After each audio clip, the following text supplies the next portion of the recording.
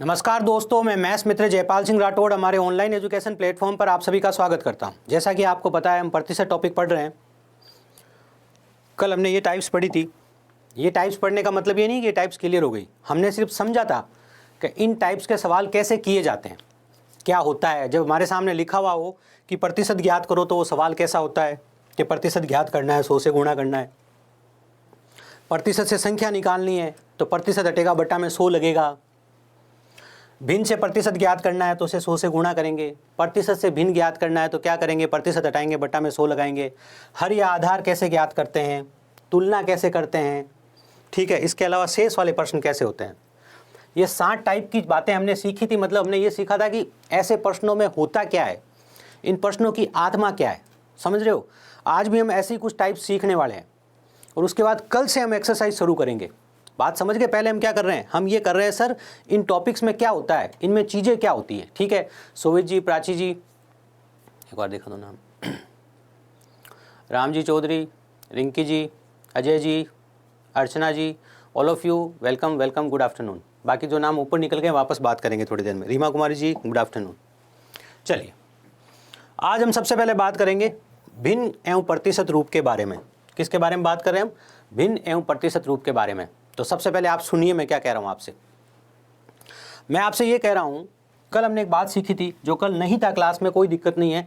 आज की क्लास को बहुत मजबूती से पढ़ेगा। पहली बात, जो कल क्लास हुई थी, पहली क्लास थी, और आज की क्लास, इन दो क्लासों के ऊपर पूरा चैप्टर चलेगा परसेंटेज का, जिसमें आप कम से कम 70-80 क्वेश्चंस करोगे। इसलिए इन दोनों क्लासों को अच्छे से देखना, अच्छे से नोट्स बनाना, अच्छे से समझना। आपको आगे आप नोट्स बनाओ नहीं बनाओ कोई दिक्कत नहीं है, ठीक है। चलिए, लेकिन अभी क्लास के साथ में नोट्स नहीं बनाना होता है, पढ़ते वक्त साथ में नोट्स नहीं बनाना होता है। जब क्लास लाइव के बाद रिकॉर्डेड में चली जाएगी उस समय आपको नोट्स बनाने हैं, ठीक है। चलिए सर, देखो, एक को आप 100% कहते हो, एक को आप क्या कहते हो, 100%। इस बात को आप यहाँ से पकड़िए। कहीं पर आधा लिखा हुआ है, आधे का मतलब क्या है, किसी चीज़ का आधा भाग आपको मिल जाए, किसी खेत का, किसी मकान का, किसी धन का, किसी प्रॉपर्टी का आधा भाग आपको मिल जाए, ये 1/2 है। इसे आप कहते हो भिन्न के रूप में लिखा हुआ है, अंश और हर के रूप में लिखा हुआ है। इसको जब आप प्रतिशत में बदलते हो तो आप क्या करते हो, 100 से गुणा करते हो तो कितना आ जाता है, 50%। इसका मतलब आपके दिमाग में आज से एक बात चलनी चाहिए कि प्रतिशत के रूप में जिसे 50% बोला जाता है, भिन्न के रूप में उसे 1/2 बोला जाता है। आप किसी संख्या का आधा करो, चाहे आप किसी संख्या का 50% निकालो, दोनों बातें एक ही है। आपके पास 60 रुपये, उसके आधे कितने होंगे भाई, 30 रुपये होंगे। आपके पास 60 रुपये, उसका 50% कितना होगा, 30 रुपये ही होगा, ठीक है। चलिए, अब सर और क्या क्या बातें याद रखें, तो ध्यान से देखो। एक जो होता है आपका 100% के बराबर होता है। कैसे आया भाई, 100 से आप गुणा करके देख लो, 1/2 को आप 100 से गुणा करके देख लो, कितना आ जाएगा, 50%। 1/3 को आप 100 से गुणा करके देख लो, कितना आ जाएगा, 1/3 को 100 से गुणा करोगे 33 से 1/3। ये मैं याद करा चुका हूँ, नए बच्चे अब याद करेंगे। 1/4 चौथा ही होता है, इसे हम 25% कहते हैं। किसी संख्या का 25% निकालो। जैसे यहाँ पर लिखा हुआ आ गया कि 620 का 25% ज्ञात करो। आपने कहा नहीं सर, मैं तो 25% नहीं ज्ञात करूंगा, मैं तो इसे 1/4 कर दूंगा, 1/4 से गुणा कर दूंगा। तो आप इसे 1/4 से गुणा करोगे तो भी उत्तर वही आएगा। 4 एकम 4 कितना बच गया, 2, 4 पंजा 20, कितना बच गया, 2, 4 पंजा 20। समझ गए आप। तो आप चाहे 1/4 निकालते, चाहे आप 25% ज्ञात करते, एक ही बात है, सब चीज़ें सेम है, ठीक है। चलिए आगे बात करी जाए। 1/5 ज्ञात करना है। किसी संख्या का 20% ज्ञात करना है। 20% किसी संख्या का 5वां भाग होता है। 20% क्या होता है, किसी संख्या का 5वां भाग होता है। तो किसी संख्या का 20% ज्ञात करना हो, चाहे आप उसे 1/5 से गुणा करो, दोनों का रिजल्ट वही आएगा। जैसे मैंने यहाँ पे एक आंकड़ा लिखा है, 600 का 20%। क्या लिखा, 600 का 20%। कल सिखाया था प्रतिशत कैसे निकालते हैं। 600 का की जगह गुणा लिखेंगे, 20%, प्रतिशत हटेगा बट्टा में 100 लगेगा, प्रतिशत हटेगा बट्टा में 100 लगेगा। ये कहानी हम बार बार कर चुके हैं।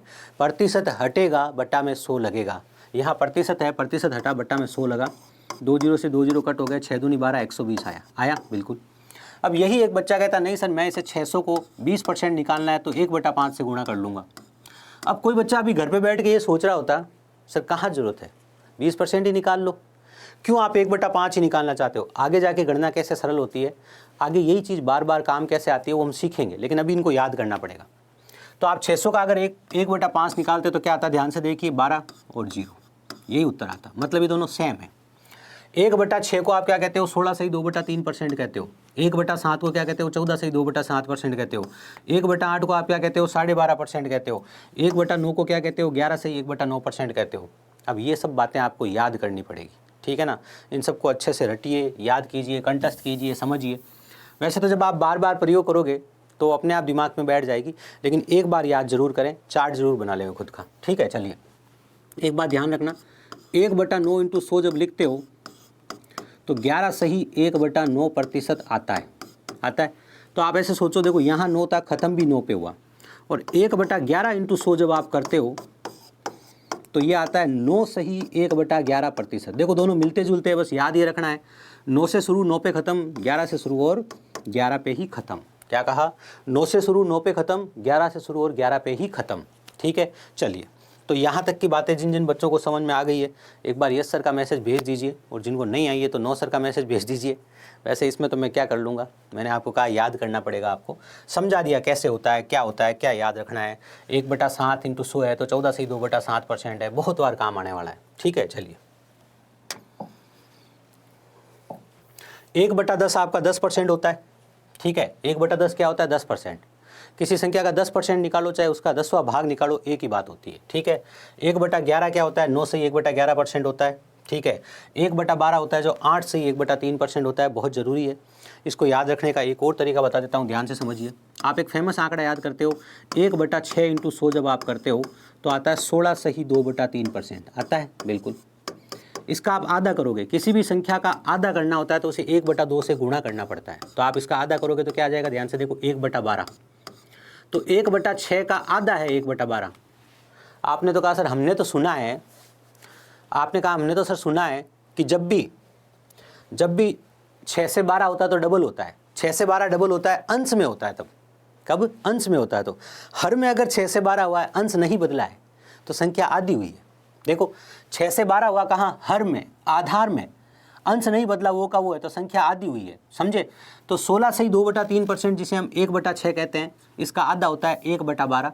तो 1/12 क्या होता है, इसका आधा, और 16 सही 2/3% का आधा होता है 8 सही 1/3%। याद रखिएगा, काम आएगा, गणना में समय बचाएगा, नहीं तो फिर काट के गणना करनी पड़ेगी, ठीक है।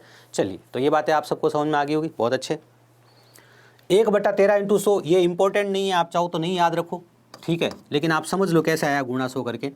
1/14 ये इंपॉर्टेंट है। देखो जो चीज़ें आपको याद रहनी चाहिए वो बता देता हूँ, इंपॉर्टेंट नहीं है उसको आप अवॉइड कर सकते हो, और अगर आपकी हिम्मत है तो आप याद रख सकते हो, ठीक है।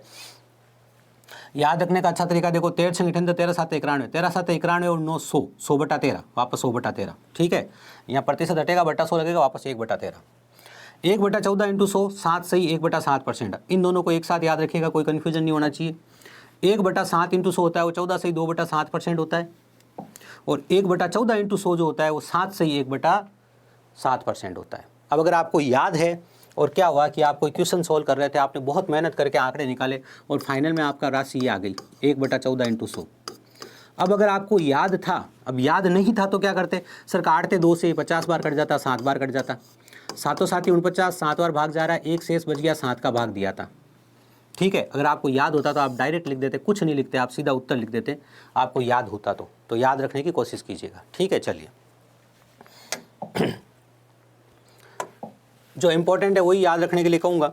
1/15 इंटू 100 याद रखना है, 6 सही 2/3% है, बहुत ही महत्वपूर्ण है, ठीक है। 6 सही 2/3%, 1/15 इंटू 100 होता है, क्या होता है, 1/15 इंटू 100 करोगे तो 6 सही 2/3% है। अब सर मैं अगर एग्जाम में भूल गया तो भूल गया तो कोई दिक्कत नहीं है, 1/15 इंटू 100 ऐसे लिखा होगा, आप 5 से काटेगा ये 20 बार कटेगा, और आप 5 से काटेंगे तो कितनी बार कटेगा, 3 बार कटेगा। इसको आप सोल्व करोगे तो 6 सही 2/3% आ जाएगा। लेकिन कोशिश कीजिए कि गणना में समय बचाना तो आप भूलें नहीं, क्योंकि आजकल की जो प्रतियोगिता परीक्षाओं के लेवल है वो दिनों दिन बढ़ रहे हैं, ठीक है। चलिए 1/16 इंटू 100 होता है वो 6.25% होता है, इसको याद रखिएगा 6.25%। देखो ये 12.5% का आधा है, एक बहुत ही फेमस आंकड़ा है जो 100 बार काम आएगा कम से कम पूरी गणना करते करते। 1/8 इंटू 100 जहाँ भी लिखा होगा आप उसे 12.5% लिखोगे, और 12.5 का आधा होता है 6.25%। क्या होता है, 6.25%, 6 से 1/4%, ये इसका आधा हो जाएगा। अभी मैंने क्या कहा था, आधा करेंगे तो आधा से गुणा करोगे कितना आ जाएगा, 1/16। तो 1/16 इंटू 100 लिखा होगा तो आपका उत्तर आएगा 6.25%। फेमस आंकड़ा है, ये आप नहीं याद रखोगे तो चल जाएगा, ये आप नहीं याद रखोगे चल जाएगा, याद नहीं रखोगे चल जाएगा। 1/20 इंटू 100 बहुत ही महत्वपूर्ण है।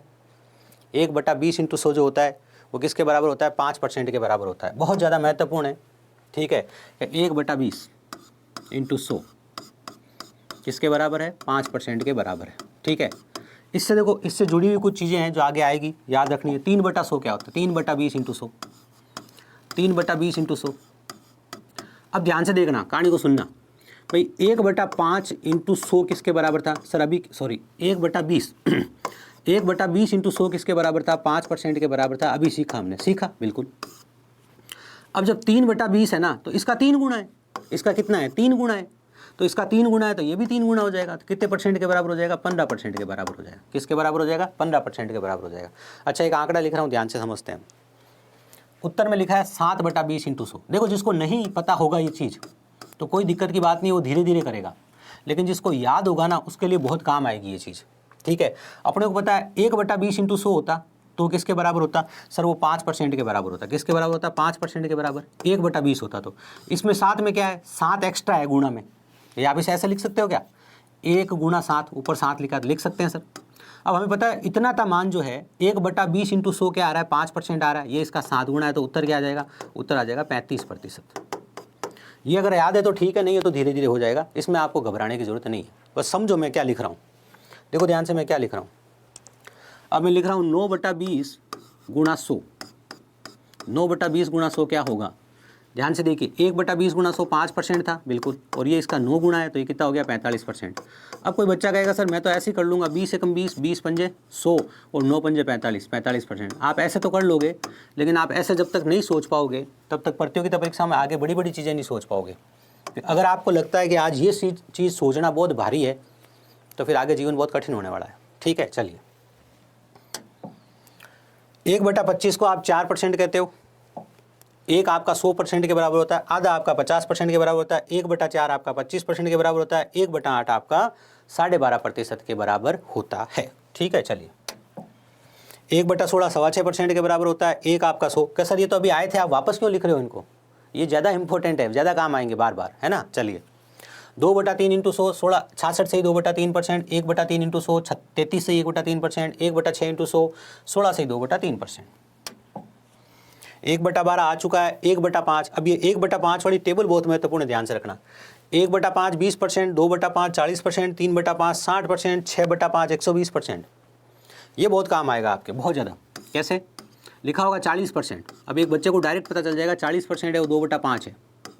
40% क्या है? 2/5 है। अब अगर आपको डायरेक्ट याद है तो फ़ायदा क्या होगा पता है? वो कहेगा एक संख्या में 40% की वृद्धि हो गई। क्या हो गया? एक संख्या में 40% की वृद्धि हो गई। तो आप कहोगे 2/5 की वृद्धि हो गई। 2/5 की वृद्धि होने का मतलब 5 तो मूल संख्या थी, 2 की वृद्धि हो गई।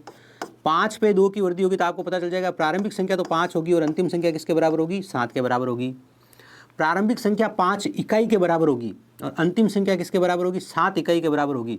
और वृद्धि कितने की हुई है? वृद्धि 2 इकाई की हुई है। इस आंकड़े से हम क्या करेंगे? हमारे प्रश्न को छोटा करके हल कर लेंगे। ठीक है, चलिए। बाकी आप सीखोगे, अभी याद करने का समय, याद कर लो। इसमें 4/5 नहीं आया क्या? तो मैं लिख देता हूँ, लो 4/5 इंटू 100। 4/5 इंटू 100 जो है वो आपका 80% के बराबर होगा। याद रखिएगा, बार बार काम आएंगे ये बहुत ज़्यादा काम आएगा आपका। ये वाला आंकड़ा, ये वाला आंकड़ा, ये वाला आंकड़ा, ये सरल है लेकिन काम बहुत ज़्यादा बार आएगा। ठीक है, चलिए। Good afternoon Manish ji, welcome. अच्छा, ये आ गया 4/5 इंटू 100। फिर आपका 1/4 की टेबल जो भी बहुत ज़रूरी है। 1/4 25% होता है, आपको याद होगा, चौथाई। 1/4 1/4 होता है, वो किसके बराबर होता है? 25% के बराबर होगा। सर ये बार बार क्यों बोल रहे हो? अभी आया था, मैंने क्या कहा? जो महत्वपूर्ण है, जो इंपॉर्टेंट है, उनको बार बार वापस बोल रहा हूँ। 3/4 इंटू 100, 3/4 इंटू 100, ठीक है, 75%। कितना? 75%। अब यहाँ पर एक बहुत ज़रूरी बात है जो आपको याद रखनी है, ध्यान से सुन लो। जो मैं कह रहा हूँ उस बात को ध्यान से सुनो। एक आंकड़ा आएगा जहाँ पे आपको 7.5% पे काम करना होगा। किस पे? 7.5% पे। तो वहाँ आपको क्या दिमाग चलाना है? ध्यान से सुन लो। आपके दिमाग में आ जाना चाहिए कि 75% अगर निकालना है ना तो हम 3/4 से गुणा करके निकाल सकते हैं। संख्या को आप सीधा 3/4 से गुणा कर दो, 75% निकल जाएगा। अगर आपको 7.5% निकालना है तो 3/40 से गुणा कर लो। अब मैं जब सवाल करवाऊंगा तो इस बात को काम में लूँगा। मैं तो सवाल कराते वक्त लूँ या नहीं लूँ, लेकिन प्रीवियस जो क्वेश्चंस करोगे आप किसी भी एग्जाम के, तो इस पर आपको सवाल मिलेगा कि एक संख्या का 7.5% है अब एक ऐसा बच्चा जो आप कह सकते हो कि बेवकूफ़ी करेगा पढ़ने में, याद नहीं करेगा, जैसे यहाँ लिखा होगा, मान लो सवाल इतना ही नहीं होगा, सवाल में बहुत सारी चीज़ें होगी, लेकिन अगर ऐसा लिखा हुआ है कि 1200 का 7.5%, अब एक समझदार बच्चा क्या करेगा, उसे याद होगा कि सर ने मुझे कहा था कि भाई 7.5% निकालना हो तो 3/40 से गुणा कर लेना, 75% निकालना हो तो 3/4 से गुणा कर लेना, और 7.5% निकालना हो तो 3/40 से गुणा कर लेना। ये इससे ही बना है, आपको याद रखना है, ठीक है ना। आज की बातें आपको याद रखनी है अच्छे से और बार बार याद करनी है, क्योंकि अगर आप नहीं याद करोगे तो फिर आप फंस जाओगे। बात समझ में आ रही कि नहीं आ रही है? ठीक है, चलिए अब ये करने का फ़ायदा क्या हुआ सर? फ़ायदा तो दिख रहा है ना, 4 तिया 12, 3 तिया 9, ये लो 90, जीरो देख लो, जीरो बराबर है कि नहीं, ये लो 4 तिया 12, 3 तिया 9, 90 उत्तर आ गया। तो कितनी सरलता से आ गया, नहीं तो आपको क्या करना पड़ता, आप 2 स्टेप ले लेते इसमें। तो याद रखना, ये मैं यूँ नहीं करूँगी, हर चीज़ रट लेनी है, ये तो असंख्य चीज़ें हैं, बहुत सारी है। अगर मैं इसमें याद कराऊँ तो वास्तव में धीरे धीरे जब चैप्टर पूरा हो जाएगा, काम में लेते जाएंगे ऐसे 400 चीज़ें हो जाएगी। लेकिन फिलहाल तो मैं कह रहा हूँ कि ये जो रोज़ काम आती है वो तो आपको याद होनी चाहिए कम से कम, ठीक है। चलिए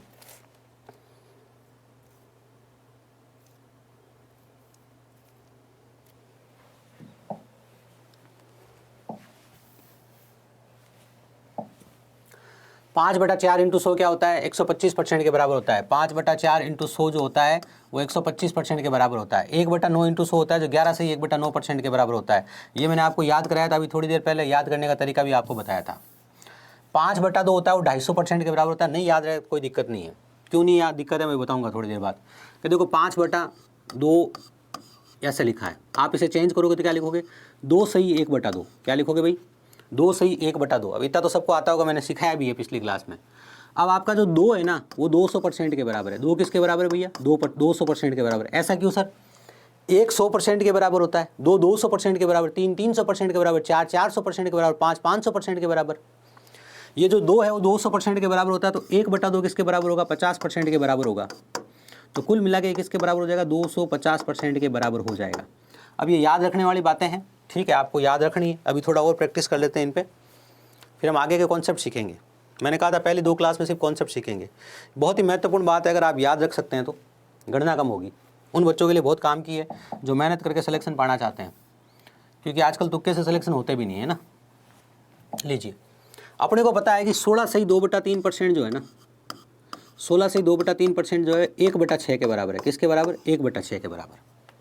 अब किसी संख्या में से आप 16 से ही 2/3% घटाओगे, 1/6 घटाओगे।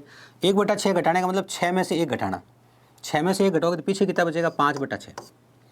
इस 5/6 को कितने के परसेंट होगा, तो ध्यान से देखो, कुल आपका 100 है, कुल कितना है 100। 100 में से अगर आपने 16 सही 2/3 घटा दिया तो पीछे आपका कितना बचेगा, पीछे आपका बचेगा 83 सही 1/3%। ये आपको याद रहना चाहिए। अभी इसको और अच्छे से याद करा रहा हूँ, ध्यान से देखना। कैसे, सुनो, भारी बात नहीं है, बहुत सिंपल बात है। आपको कुछ नहीं करना है, 100 में से ये घटाना सीखना है। क्या सर, मुझे 100 में से घटाना है 16 सही 2/3%, ठीक है, लेकिन मुझे घटाना आ नहीं रहा है, ठीक है, नहीं आ रहा है, तो 100 के 2 टुकड़े कर लो। कैसे, एक तो 17 रख लो 100 में से, 17 के बाद 100 में से कितना आ जाएगा, 83। ये मैंने 100 के 2 टुकड़े कर लिए। सर यहाँ 17 क्यों लिखा आपने, ताकि ये संख्या आराम से घट जाए। अब देखो 17 में से 16 सही 2/3 घटाऊंगा मैं, तो 17 में से अगर मैं 16 घटाऊंगा तो 1 बचेगा, कितना बचेगा, 1 में से 2/3 घटाना है मुझे। ध्यान से देखो, 1 में से मुझे 2/3 घटाना है, तो 1 में से 2/3 घटाने का मतलब हो गया 3 में से 2 घटाओगे, तो 3 में से 2 घटाओगे तो पीछे क्या बच जाएगा, 1/3 बच जाएगा। समझ गए? ध्यान से सुनो, वापस इस बात को वापस समझो एक बार। 1 में से आपको 4/5 घटाना है। कैसा, कहीं मेरे को जरूरत पड़ गई, 1 में से मुझे 4/5 घटाना है, कैसे घटाऊंगा, घबराने की जरूरत नहीं। आप 5 में से 4 घटाओगे कितना बचेगा, 1, और बटा में आप 5 लिख दो, ये लो, समझे? तो याद रखना आप इस छोटी सी चीज़ को। और समझा देता हूँ, एक और उदाहरण दे देता हूँ, लो ध्यान से। 1 में से आपको 2/7 घटाना है, तो 7 में से आप 2 घटाओ, तो 7 में से 2 घटाए तो 5 बच गया। ये आप डायरेक्ट लिख सकते हो, और नहीं तो फिर 7 एकम 7, 7 में से 2 गया तो 5, 5/7। समझ गए? तो यहाँ आप देखो, पहले तो 16 घट जाएगा इसमें से, तो यहाँ बच जाएगा 1 माइनस 2/3। 1 में से 2/3 घटाओगे तो क्या बचेगा, 1/3। और पहले आगे क्या पड़ा है, 83 पड़ा है, तो ये हो गया 83 प्लस 1/3, जिसे आप लिख सकते हो 83 सही 1/3। तो ये गणना तो मैं सिर्फ इसलिए करा रहा हूँ ताकि आप याद रखो।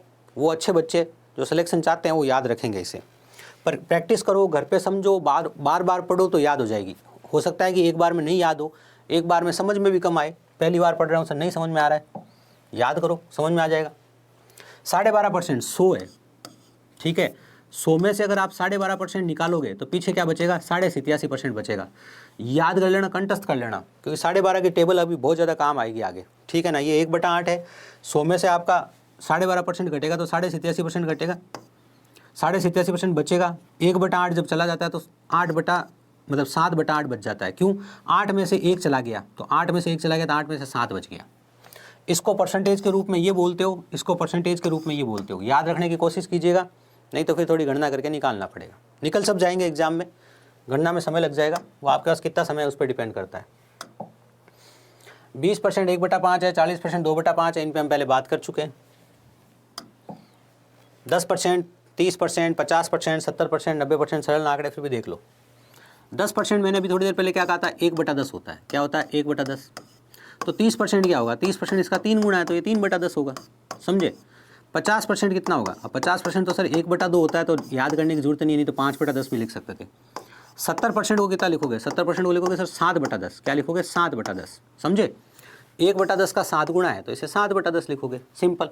90% को क्या लिखोगे, 9/10 लिखोगे। तो जब भी प्रतिशत को फ्रैक्शन में लिखना पड़े तो किसको क्या लिखोगे ये बताया आपको, ठीक है। चलिए, ये बहुत ही महत्वपूर्ण है 12.5 की टेबल जो आपको याद रखनी है। तो 12.5 की टेबल याद रखनी पड़ेगी, हाँ बिल्कुल। किसी संख्या का 12.5% बहुत बार काम आएगा, ध्यान रख लेना। किसी संख्या का 12.5% निकालना है, 12.5% मत निकालो, 1/8 से गुणा कर दो। किसी संख्या का 37.5% निकालना है, ध्यान से सुनो। 2 तरह के बच्चे हैं, एक याद कर लेगा, कोई दिक्कत की बात नहीं है। 37.5% निकालना है, 3/8 से गुणा कर लो। सर क्या फ़ायदा है, फ़ायदा तो छोटा सा सवाल ही देख लो आप। 8,000 रुपये की राशि दे रखी है, ठीक है, और आपको कह दिया इसका 37.5% ज्ञात करो। कितना ज्ञात करो, इसका 37.5%। लेकिन आपको याद था कि इसका 37.5% जो होता है ना, 8,000 का 37.5% क्या होता है, 3/8 होता है। तो आपने इसे 3/8 से गुणा किया, 3/8 से गुणा किया तो 8 से 8 कट गया, 3,000, उत्तर आ गया 2 सेकंड के अंदर। तो ये फ़ायदा है। ये सिर्फ यही फ़ायदा काम नहीं आएगा, जगह जगह काम आएगा, नहीं तो फिर आप गणना में ही फंस जाओगे, उत्तर नहीं निकाल पाओगे, ठीक है। चलिए, 62% याद कर लीजिएगा, कंठस्थ 5/8 होता है।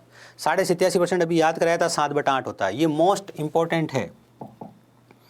देखो भाई, एक बात बता देता हूँ, चाहे परीक्षा 10वीं पास की हो, चाहे परीक्षा 12वीं पास की हो, ये तो सब जगह कॉमनली काम आएगा, पहली बात। दूसरा, आजकल के एग्जाम इतने सिंपल नहीं रहे, ध्यान रख लेना। मैं बार बार इसलिए कहता हूँ क्योंकि समय पे कह रहा हूँ आपको, समय पे चेता रहा हूँ मैं। तो ये मोस्ट इंपॉर्टेंट चीज़ है, इन्हें याद रखिएगा, ठीक है ना, ताकि जब प्रयोग करें प्रश्न में तो आसानी से हो जाए। पता चला वहाँ पे लिखा है 27,000, 27,000 का 37.5%, तो आप तो 37.5% निकाल रहे हो, 27,000 का, उसमें आपका सवाल खत्म हो गया, क्योंकि आपका जो समय था एक सवाल के लिए निर्धारित समय, वही खत्म हो गया। तो फिर क्या फ़ायदा, घर जाके निकालो, ठीक है। कैलकुलेटर काम नहीं आएगा, ध्यान रख लेना। कुछ बच्चे क्या करते हैं, बहुत ही बड़ी बेवकूफ़ी करते हैं, जब प्रीवियस ईयर क्वेश्चन सॉल्व करते हैं तो कैलकुलेटर लेके बैठ जाते हैं साथ में। अब जैसे बहुत ही छोटे एग्जाम की बात करूँ, अभी SSC GD का एग्ज़ाम हुआ था, तो वहाँ 102 को 4 बार लिखना था, 102 की घात 4 था। अब बहुत सारे बच्चे कैलकुलेटर से कर रहे हैं। अब वो कह रहे हैं सर आप एक बात बताओ हमें, 102 गुणा 102 निकालना है मुझे, ठीक है। अब मैं कैलकुलेटर का प्रयोग नहीं करूँ तो बताओ कैसे करूँ मैं भाई। अगर मैं आया, इस पर सवाल आए खूब सारे। अभी आपका जो लेटेस्ट हर SSC का एग्ज़ाम है, चाहे GD का है, चाहे MTS का है, चाहे CGL का है, चाहे CHSL का है, सब में आ रहा है, ठीक है ना। और ये नहीं, बहुत सारे आंकड़े आ रहे हैं, 107 आ रहा है, 108 आ रहा है। तो सर मैं कैसे, मतलब फिर मैं आप ही बता दो सर, आप इतना बोल रहे हो कि इसमें कैलकुलेट नहीं करना है, तो मैं एग्जाम में क्या करूँ इस सवाल में, मुझे बताओ। तो मैं बताऊंगा आपको इस सवाल में क्या है। तो बता क्यों नहीं, अभी क्यों नहीं बता रहे हो, अभी इसलिए नहीं बता रहा हूँ क्योंकि गेम बहुत बड़ा है। अभी इस तक पहुँचाने के लिए आपको बहुत सारी चीज़ें याद करवा के लेके जाऊँगा। पहले आपको ये पता होना चाहिए कि क्यूब कैसे करते हैं। अच्छा, कुछ बच्चों को ये नहीं पता होगा वर्ग कैसे करते हैं, कि पहले ये तो पता होगा आपको कि वर्ग कैसे करते हैं, 102 को 102 से गुणा कैसे करते हैं। अभी नहीं सिखाऊंगा, बाद में सिखाऊंगा। और ये तो आपको सीखना हो तो सुपर 30 कैलकुलेशन सीरीज जो पड़ी है उसमें देख लेना, सीख में आ जाएगा। वो ऐप पे फ्री सेशन में पड़ी है, ठीक है। मोबाइल ऐप पे आप फ्री क्लासेस में जाओगे, वहाँ सुपर 30 कैलकुलेशन सीरीज लिखा हुआ है, वहाँ जाके आप इसको सीखना कि 2 दूनी 4 होता है, यहाँ 0 4 लिखते हैं, 2 और 2 4 होता है, 100 में 4 जोड़ते हैं तो 104 आता है। ये इसका गुणा हुआ है डायरेक्ट।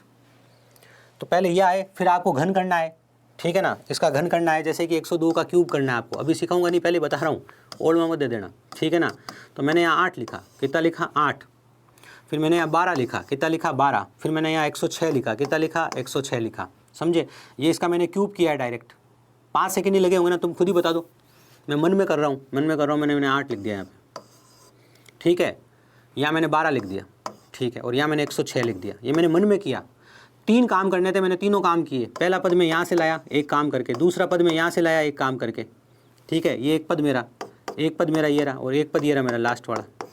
बहुत सरल है, लेकिन पहले क्या करना पड़ेगा, पहले आपको ये सब चीज़ें सीखनी पड़ेगी, बेसिक करना पड़ेगा, पहाड़े याद करने पड़ेंगे। देखो एक बात बता दूँ, समय बदल गया है, आपको भी बदलना पड़ेगा।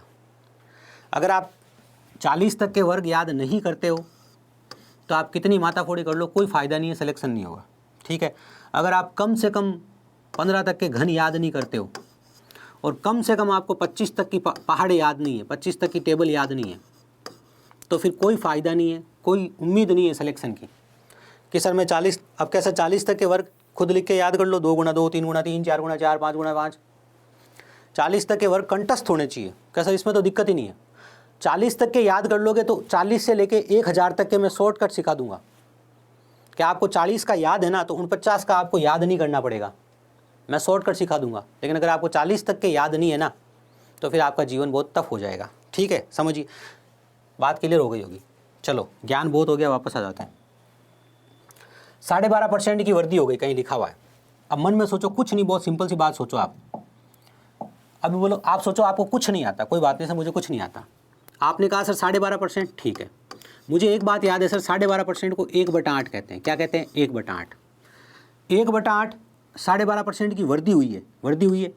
8 हमारी मूल संख्या होगी, जो ही हमारी प्रारंभिक संख्या होगी उसको तो मैं 8 बोल दूंगा, और वृद्धि को कितना बोल दूंगा? वृद्धि को मैं बोल दूंगा 1। अब मुझे ये पता है सर, प्रारंभिक संख्या को अगर मैं 8 बोलूँगा तो अंतिम संख्या को मैं 9 बोलूँगा, क्योंकि वृद्धि हुई है 1 की। 12.5% का मतलब होता है 1/8 की वृद्धि, 8 पर 1 की वृद्धि। 8 प्रारंभिक संख्या, 1 की वृद्धि, और अंतिम संख्या क्या होगी? 9 होगी। कहाँ काम आएगा, कैसे काम आएगा, मैं सिखाऊंगा, ठीक है। विनीत जी राम राम। 1/8 की कमी, 1/8 की कमी, क्या कहा? 1/8 की कमी, लो 1/8 की कमी, 8 पे 1 की कमी, 8 पे 1 की कमी, तो 8 से आप कहाँ आ जाओगे? 8 से आप 7 पे आ जाओगे। 8 से कहाँ आ जाओगे आप? 8 से 7 पे। बस इतना याद रखो।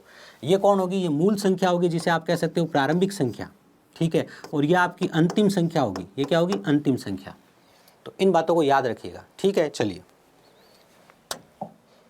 66 से ही 2/3% आपको याद कराया था, ये 2/3 के बराबर होता है। कोई कह दिया 66 से ही 2/3% की वृद्धि हो गई, कोई कह रहा है इसकी वृद्धि हो गई सर, कहीं पे वृद्धि हो गई, ठीक है। इसको आप क्या बोलते हो? 2/3 बोलते हो।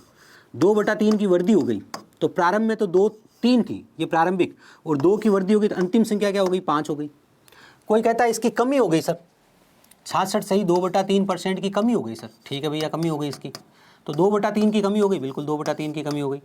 तो प्रारंभ में तो कितनी थी? प्रारंभ में 3 थी, और 2 की कमी हुई, तो 2 की कमी हुई, तो लास्ट में क्या हो गई? लास्ट में 1 हो गई संख्या।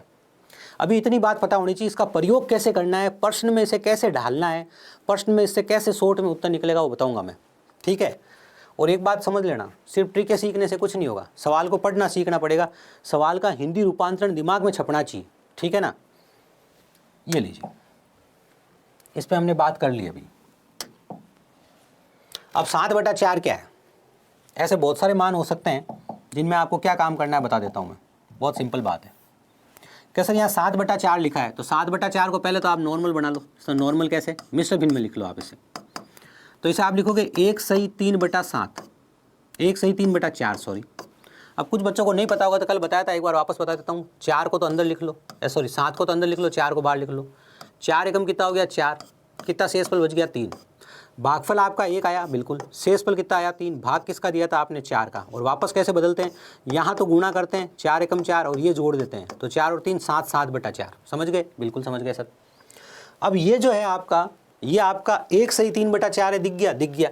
अब इनको अलग अलग समझो। एक को आप क्या कहते हो? एक को हम 100% कहते हैं सर, बिल्कुल। और 3/4 को हम क्या कहते हैं? इसको हम 75% कहते हैं सर। तो ये टोटल कितना हो गया भैया? टोटल हो गया 175%। बस इतनी सिंपल सी बात है, समझ गए आप? बिल्कुल। अब अगर ऐसा ही एक लिखा होता, अगर आपके सामने लिखा होता 2 सही 2/3%, अब ये ऐसे नहीं लिखा होगा, ऐसे लिखा होगा 3 दूनी 6, 7, 8, 8/3। 8/3 लिखा है, इसको आपको परसेंटेज में बदलना है या गुणा 100 करना है, ठीक है। इसको क्या करना है? गुणा 100 करना। लो, ऐसा लिखा हुआ है 8/3 गुणा 100। अब आपका दिमाग चलेगा कि 8/3 को आप लिख सकते हो 2 सही 2/3। क्या लिख सकते हो? 2 सही 2/3। इसको मुझे 100 से गुणा करना है, इसको मैं अलग से 100 से गुणा करूँगा तो 200 आ जाएगा, और इसको 100 से मैं गुणा करूँगा तो मुझे याद है, क्या याद है कि 2/3 को जब हम 100 से गुणा करते हैं तो कितना आता है, तो आता है 66 से ही 2/3%। कितना आता है भैया, 66 से ही 2/3%। तो ये क्या है, 66 से ही 2/3% है। तो टोटल रिजल्ट क्या आ गया, टोटल रिजल्ट आ गया 266 से ही 2/3%। ये आपका कुल रिजल्ट आ गया। ये काम आपको सीखना है धीरे धीरे, ठीक है। चलिए, यहाँ तक की बातें समझ में आ गई तो एक बार यस सर का मैसेज भेज दो। ये देखो अभी आपने क्या सीखा था, 137% है, 100% को आप क्या बोलते हो, 1, बिल्कुल सर। और 137.5% है, 37.5% को क्या बोलते हो आप, 3/8, ठीक है। इसको आप साथ में लिख लो, जब बीच में प्लस होता है तो आप सीधा लिख सकते हो ऐसे, 1 से ही 3/8। इसको आप चेंज करो, 8 एकम 8 और 3 11, 11/8, तो आप इसे 11/8 लिख सकते हो। आई होप बात समझ में आ गई होगी। तो एक बात मुझे ये भी बता दो, अगर लिखा है कि एक राशि है, जो भी आपको राशि दे रखी है, मान लो राशि दे रखी है आपको 200 का 262.5% निकालना है। ये लो, ये सवाल है, बड़ा लंबा सा सवाल दिख रहा है, इसे हम छोटा सा सवाल करेंगे। ध्यान से देखना कैसे करेंगे। कैसा, देखो 262.5 है ना, बिल्कुल। तो एक तो है 200, बिल्कुल 200 की जगह 2 लिख लेंगे, जब भिन्न में बदलेंगे तब। भाई भिन्न में बदलेंगे तो 100 की जगह 1, 200 की जगह 2, 300 की जगह 3, 400 की जगह 4, 500 की जगह 5, ठीक है, बिल्कुल। अब हमने एक बात सीखी है सर, 62.5%। अभी हम थोड़ी देर पहले सीख के आए, इसे हम 5/8 कहते हैं। कितना कहते हैं इसे हम, 5/8, ठीक है। इसको आप कंबाइंड करके लिख लो, 8 दूनी 16, 16 और 5 कितना हो गया, 21, 21/8 है ये। अब आप सोचो मैं 200 को 21/8 से गुणा करता डायरेक्ट, ठीक है, तो मुझे इतनी छोटी सी गणना करनी पड़ी, उत्तर आ जाता मेरा। 8 दूनी 16, कितना बच गया, 4, 8 पंजा 40, ये लो 525, कितना 525 आएगा भाई, बिल्कुल 25 एकम 25, 2 25 दूनी 50 और 2 52, ये लो। तो ये बातें आपको समझनी है, दिमाग में डालनी है, सेट करनी है, फिट रखनी है, ठीक है। लेकिन अभी समझ लो, धीरे धीरे प्रैक्टिस करोगे तब और कंठस्थ हो जाएगी। हाँ, अब हम अपरिवर्तित वाले सवालों की बात करेंगे। उससे पहले एक बार यस सर का मैसेज भेजो कि यहाँ तक की बातें आप लोगों को समझ में आई है।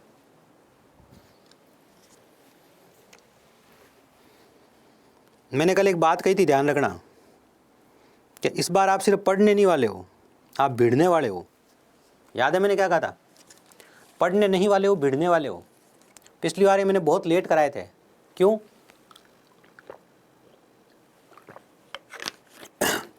क्योंकि मैंने कहा था बहुत समय बच्चे धीरे धीरे याद कर लेंगे, और जो याद कर लिया बहुत सारे बच्चों ने। कुछ बच्चे हमारे पास यूपी पुलिस की तैयारी कर रहे हैं 6 महीने पहले से, कुछ ने आज भी एडमिशन दिया होगा, ठीक है। वो बहुत टाइम पे आ गए, आप लेट हो लेकिन फिर भी समय पर हो। कई ऐसे हैं जो भर्ती आने के बाद आएंगे, और कई ऐसे भी जो एग्ज़ाम की डेट आएगी कि हाँ 45 दिन एग्ज़ाम है तब भी आएंगे। हम तो कोशिश सबके लिए करेंगे, लेकिन आप कोशिश करना इन सबको अच्छे से पढ़ लो, ठीक है। चलिए, अब हम बात करते हैं हमारे अगले सवाल की, जो अपरिवर्तित वाला सवाल है। अब सर अपरिवर्तित वाला सवाल कैसा नज़र आता है उसको देखते हैं। सर ये फिर हम अलग से नहीं पढ़ेंगे, अलग से पढ़ेंगे, बहुत अच्छे से पढ़ेंगे। अभी क्यों पढ़ रहे हैं सर, जो सवाल 10 साल से आ रहा है, जिस बच्चे को पता हो, मैंने पिछली बार जब आप, जो बच्चा पुराना है या नहीं है मुझे नहीं पता, कोई पुराने बच्चों को एक बात पता होगी जो एसएससी जीडी में पढ़े थे पिछली बार मेरे से, जिनको मैंने पढ़ाया था, ठीक है, किस समय, नवंबर दिसंबर के समय, और जनवरी में एग्ज़ाम था। मैंने बेईमान दुकानदार वाले 4 सवाल कराए थे, वो 2019 में नहीं आए थे, 21 में नहीं आए थे बेईमान दुकानदार के सवाल, लेकिन मैंने कराए थे 4 सवाल, और मैंने कहा था ये 4 कर लेना, इसके बाद कुछ नहीं आएगा। एसएससी जीडी की 2023 की हर शिफ्ट में वो सवाल आया। अब मैं यूँ नहीं कह रहा हूँ मैंने बहुत महान काम कर दिया, मैं यूँ कह रहा हूँ अगर उस बच्चे ने उस महान समझ लिया उस चीज़ को कि सर ने ये सवाल मुझे अलग से कराया है, कि देखो ये महत्वपूर्ण है, इसको अलग से कर लेना, ठीक है, तो वो एग्ज़ाम में कहीं ना कहीं मिल जाएगा। बस कहानी ये है। ऐसा कोई एग्ज़ाम नहीं है, चाहे आप बैंक का ले लो, चाहे एसएससी का ले लो, चाहे रेलवे का ले लो, चाहे शिक्षक भर्ती का ले लो, जिस पर इस कॉन्सेप्ट के ऊपर सवाल नहीं आता है। आगे बात समझ में, बिल्कुल। अब कॉन्सेप्ट है क्या सर, कॉन्सेप्ट एक छोटा सा सवाल लिखता हूँ, पहले 5-7 तरह के सवाल होते हैं वो लिखूँगा, ठीक है। जब सवाल करेंगे तब तो करेंगे ही, अभी पहले कॉन्सेप्ट सीख लेते हैं। ये है सर, किसी संख्या को, क्या कह रहा हूँ, किसी संख्या को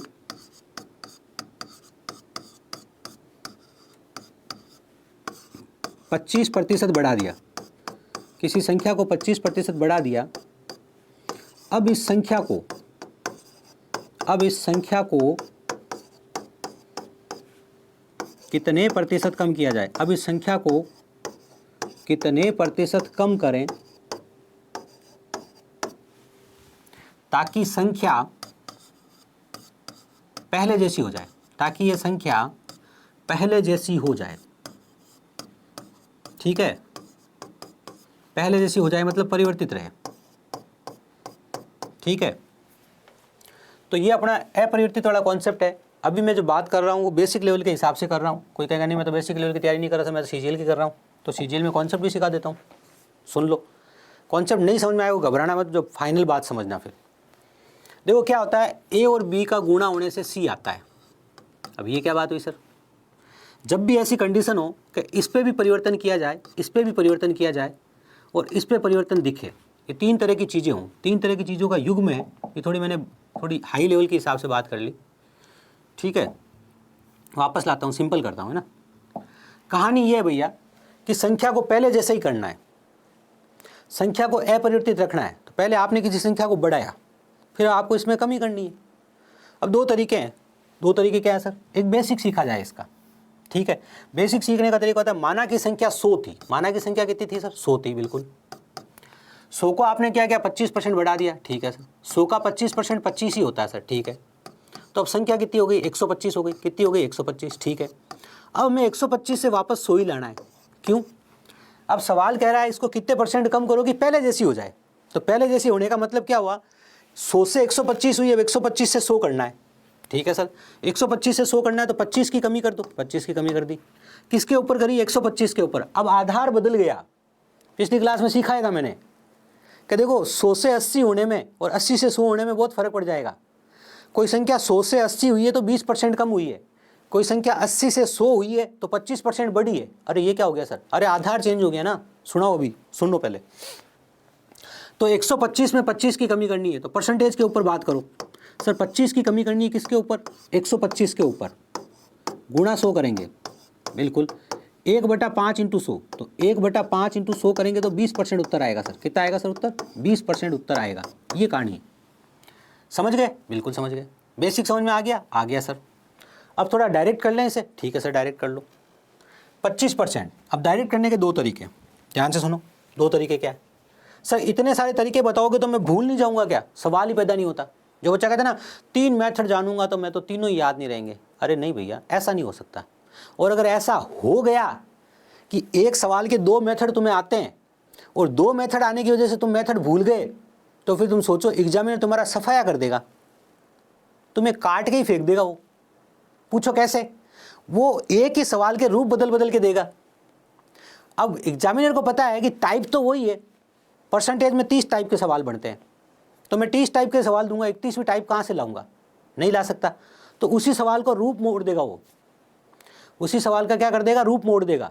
मैं बताता हूँ अभी आपको लेटेस्ट एग्जाम में आया हुआ सवाल इस पे कैसा था। ठीक है, फिलहाल इसको समझो। देखो सर, दो बातें हैं कि या तो क्या कर लो, 25% की वृद्धि कर रहे हो ना, तो ऐसे कर लो कि 100 से हो गया 125। 100 से कितना हो गया? 125।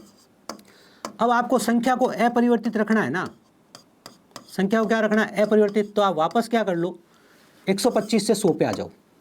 अब 125 से 100 आने के लिए क्या करना पड़ेगा? 25 की कमी करनी पड़ेगी। 25 की कमी किस पे करनी पड़ेगी? इससे, क्योंकि इस बार जो आप परिवर्तन कर रहे हो इससे कर रहे हो। तो अब जो आधार है वो ये है, जो आधार है ना वो ये है। तो बस एक 25 की कमी 125 के ऊपर, तो 25/125 परसेंटेज निकालने के लिए 100 से गुणा करोगे तो उत्तर आ जाएगा 20%। बात समझ में आ गई? ऐसे आपको करना है। अब बात को ध्यान से सुनना। अब कोई बच्चा कहे सर मैंने आपके कहने पे फ्रैक्शन याद कर लिए थे, तो मेरी गणना सरल होगी क्या? बिल्कुल होगी। 25% को आप कहते हो 1/4। सवाल कह रहा है वृद्धि हुई, सवाल कह रहा है वृद्धि हुई, तो वृद्धि हुई मतलब 4 पे 1 की वृद्धि हुई। 4 पे कितने की वृद्धि हुई भैया? 1 की। आप कहाँ आ गए? 5 पे आ गए सर। अब आपको अपरिवर्तित के लिए 5 से वापस 4 पे आना है, तो 1 की कमी करनी पड़ेगी। किस पे? 5 पे, क्योंकि अब आधार ये है। जब आपने सवाल शुरू किया था, जब आपने प्रश्न प्रारंभ किया था तो आधार ये था, लेकिन अब आधार ये है 5 पे 1 की कमी करनी पड़ेगी। तो 1 की कमी 5 के ऊपर गुणा 100, समझे? तो कितना आ गया? 20%। अब उन दोनों सवालों में कोई फ़र्क नहीं है, दोनों उत्तर में भी कोई फ़र्क नहीं है। एक बच्चे को फ्रैक्शन याद है, उसने थोड़ा जल्दी कर लिया है, एक बच्चे को फ्रैक्शन याद नहीं है तो उसने ऐसे किया। अब इसका थोड़ा सा फ़ायदा समझा जाए। कैसे? ध्यान से सुनना कि एक संख्या है जिसमें 16 की कमी करी गई, ये कमी का साइन। तो इसे कितना बढ़ाएं, तो इसे कितना बढ़ाएं कि ये पहले जैसी हो जाए। ये कैसी हो जाए? पहले जैसी हो जाए।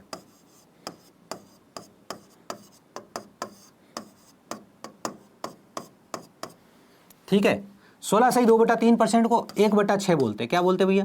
1/6। 1/6 की कमी करना मतलब 6 पे 1 की कमी करना। तो 6 पे सर आप 1 की कमी करोगे तो हम 5 पे आ जाएंगे। कहाँ आ जाएंगे? 5 पे। अब अपरिवर्तित रखनी है तो 5 से वापस 6 पे आना पड़ेगा। 5 से 6 आने के लिए 1 बढ़ाना पड़ेगा। 1 बढ़ाओगे कितने के ऊपर? 5 के ऊपर। प्रतिशत ज्ञात करना है, 100 से गुणा कर दो। उत्तर क्या आ गया? 20%। ये लो।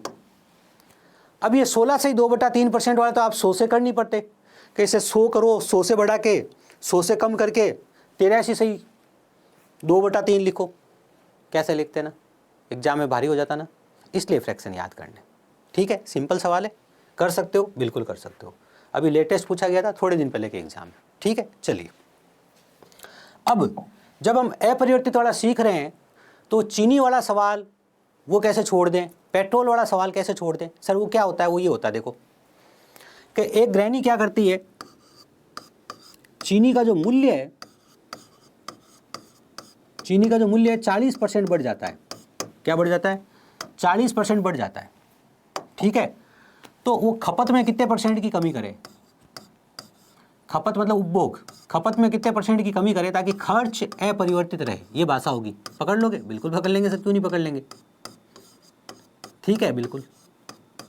अब यहाँ एक रूल सीख लो पहले। ठीक है, पहले एक बात सीख लो जो इसका आधार है। वो क्या है?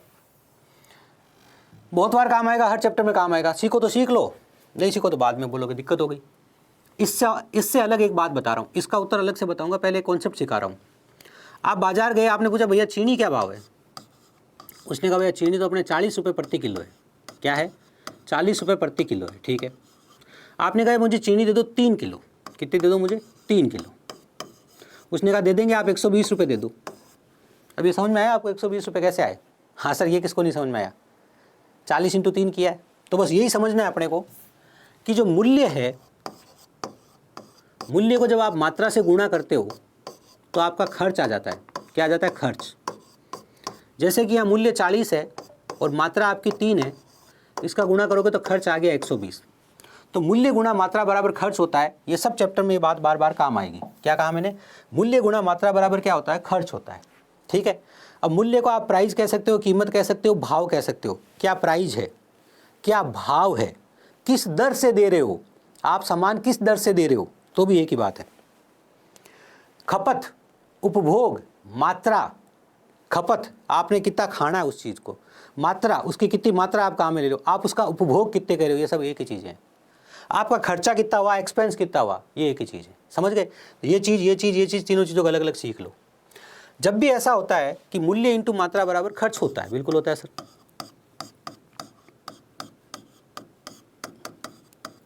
और हमारा सवाल कभी इस पे टिका होता है कि खर्च अपरिवर्तित है। सवाल तो बहुत तरह के आएंगे, लेकिन हमारा सवाल इस पे हो कि खर्च अपरिवर्तित है। क्योंकि अगर किसी भी एग्जाम में अगर 20 शिफ्ट में पेपर होता है ना, तो 15 से 16 शिफ्ट में ये सवाल 100% मिलता है। ध्यान रख लेना, आप देख लेना पुराने पेपर कोई भी उठा के। ठीक है, एक सवाल ऐसा देते ही देते हैं। हाँ, उसका रूप बदल जाता है। कैसा कैसा? अभी संख्या के रूप में बताया मैंने, संख्या अपरिवर्तित रहे। अब मैं खर्च अपरिवर्तित के रूप में बता रहा हूँ, सेम सवाल आपको। बात समझ रहे हो? ठीक है, तो सर कहानी ये हुई है यहाँ पर कि जो चीनी का जो मूल्य है, आपने कहा कि 40% बढ़ गया है। लो, खपत में क्या परिवर्तन किया जाए? खर्च अपरिवर्तित रहे। तो खर्च अपरिवर्तित मैंने क्या सिखाया? सर आपने सिखाया देखो 40% है, हाँ बढ़ा है, बिल्कुल है। तो 100 से कितना हो जाएगा सर? 100 से 140 हो जाएगा। ठीक है, तो अब कमी करने के लिए 140 से कहाँ आना पड़ेगा? 100 पे आना पड़ेगा। तो 40 की कमी किस पे करनी पड़ेगी? 140 पे। ये कौन है सर? ये नया आधार है जिस पे परसेंटेज निकाला जाएगा। समझे? बिल्कुल। तो 40/140 गुणा 100। काटो भाई, काटा सर, क्या आया भाई? 2/7 आ गया। 2/7 × 100, ये आपका 28/2/7% होता है। क्या होता है? 28/2/7%। इसको भी याद कराऊंगा थोड़े समय बाद। क्या याद कराओगे सर? 28/4/7 होता है, 14/2/7 होता है। 28/4/7%, 28/4/7%। ये होता है। ठीक है, गणना भी सीख जाओगे, गणना के लिए निश्चिंत रहना। 2 को 100 से गुणा करके 7 का भाग देके देख सकते हो, ट्रिकों की फॉर्म में भी आगे बढ़ सकते हो। आपको याद था कि 1/7 इंटू 100 जो होता है वो 14 से 2/7% के बराबर होता है। किसके बराबर होता है? 14 से 2/7% के बराबर। अब यहाँ लिखा है 2/7 इंटू 100, तो 2/7 इंटू 100 क्या है? इसका 2 गुना है। आप इसको ऐसा लिख के देख लो, इस 2 को मैं थोड़ा आगे ले जाता हूँ, ये याद करना है मुझे, ठीक है ना? ध्यान से देखना मैं क्या कर रहा हूँ। इस 2 को मैं थोड़ा आगे ले जाता हूँ और यहाँ 1 लिख देता हूँ, तो ये तो इतना था तो सेम है। जब 2/7 याद करना था, 2/7 इंटू 100 याद करना तो 2 से गुणा करना है, तो इसको भी अपने को 2 से गुणा करना पड़ेगा। इसको 2 से गुणा करोगे तो इसको भी करना पड़ेगा, इसको भी करना पड़ेगा। इसको 2 से गुणा करूँगा तो 28 आ जाएगा, और इसको 2 से गुणा करूँगा तो 2 दूनी 4 आ जाएगा। ये ऐसा क्यों किया सर? दोनों से क्यों किया? क्योंकि ये वास्तव में ये है, ये जो चीज़ होती है वास्तव में ये होती है ये। क्योंकि आप ऐसा लिखो चाहे आप ऐसा लिखो, एक ही बात है। समझ गए? कहानी ये। बाकी थोड़ा जब आप पढ़ लोगे तो आपको इसकी पूरी टेबल याद कराएंगे। 1/7, 2/7, 3/7, 4/7, 5/7, 6/7, ये सब आपको अच्छे से कंटेस्ट कराएंगे, है ना? लेकिन फिलहाल आपको इतना पता होना चाहिए। क्लियर है? बिल्कुल है। अब सोचो ज़रा, एक बार सोचो, कैसे 4/7 इंटू 100 लिखा आ जाता कहीं पे, क्या करते हैं आप मुझे बताओ? इसको ऐसा लिख दो, 4 को अलग कर दो सर। 1/7 इंटू 100, बिल्कुल। 1/7 इंटू 100 को आप क्या कहते हो सर? इसको हम कहते हैं 14 से 2/7% कहते हैं, बिल्कुल। इसका 4 गुना करना है, बिल्कुल करना है। 14 चौक तो 56 हो गया, बिल्कुल। 4 दूनी 8, 8/7। अब देखो 8/7 आगे और बदल रहा है वापस, इसको आप लिखोगे तो 1 से ही 1/7 हो जाएगा, तो 56 और 1 कितना हो गया? 57। तो 57 से ही 1/7%। किसी को अगर नहीं समझ में आया तो कोई बात नहीं, आ गया तो ओके है। वापस समझाऊंगा तब समझ लेना। फिलहाल तो छोटी सी बात आई थी, गणना आई थी, इसलिए कर लिया। कोई कहे सर मेरे को ये नहीं पता होता, तो कोई दिक्कत नहीं है, आप 2 को 100 से गुणा करते 200/7।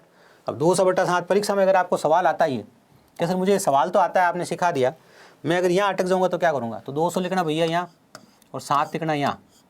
7 दूनी 14, बिल्कुल। बच गया कितना? 6, 0। 7 8 56, 7 8 56, बिल्कुल। पीछे कितना बच गया भैया? 4। अब तुम ऑप्शन की तरफ देखना, 28% वाला अगर एक ही उत्तर है तो पूरी गणना करने की जरूरत नहीं है। ठीक है, चलिए। तो यहाँ से पहले यहाँ तक जाना है और वापस यहाँ से यहाँ तक आना है, इतना ही ध्यान रखना है।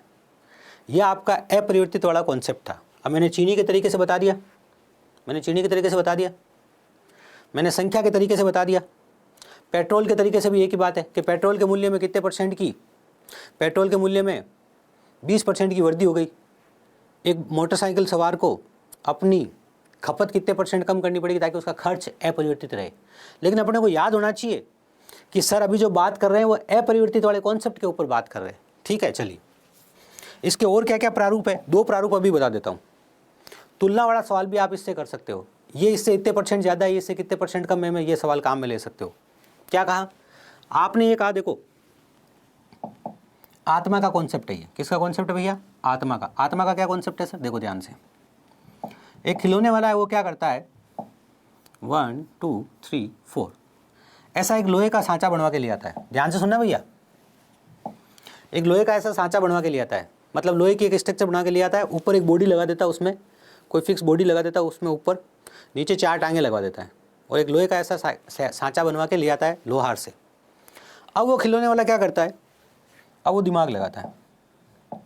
अब उसको क्या करना है? इसे कुत्ता बनाना है, ठीक है, कभी डॉग का खिलौना बनाना है, उसे कैट बनाना है, और उसे एलिफेंट बनाना है। तीनों खिलौने वो इस एक ही चीज़ से बना देगा। ऐसे कैसे सर? वो इसके ऊपर कपड़ा लगाएगा। तो जब कपड़ा लगाएगा तो वो क्या करेगा? टांगे कुत्ते की कैसी होती है, मुंह कुत्ते का कैसा होता है, उस तरह का कपड़ा लगा देगा ऊपर। वो कपड़ा जो मुंह जो होगा कपड़े का ही होगा, अंदर का ढांचा यही होगा। तो समझे? तो क्या है? आत्मा समान है इनकी। अब बिल्ली बनानी है तो बिल्ली जैसी चीज़ें लगा देगा, एलिफेंट बनाना है एलिफेंट जैसी चीज़ें लगा देगा, कपड़े का सूंड लगा देगा। तो देखो ये क्या है? यहाँ आत्मा समान है। खिलौने अलग अलग बन रहे हैं लेकिन तीनों खिलौने की क्या है? आत्मा समान है बिल्कुल। इस बात का क्या मतलब हुआ? जब लिखा हुआ आया था संख्या अपरिवर्तित रहे, क्या लिखा आया था? संख्या अपरिवर्तित रहे। अच्छा एक बात बताऊं क्या, अगर किसी को मेरी बात बहुत ज़्यादा इंटरेस्टिंग लग रही है तब तो वो पढ़ रहा है, सीख रहा है, सीखने की कोशिश कर रहा है।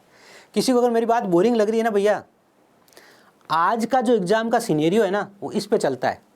बेसिक मैथ्स उसको नहीं बोलते जो 10 साल पहले सवाल आए थे, वो 20 सवाल पढ़ लिए, मुझे सर परसेंटेज आता है।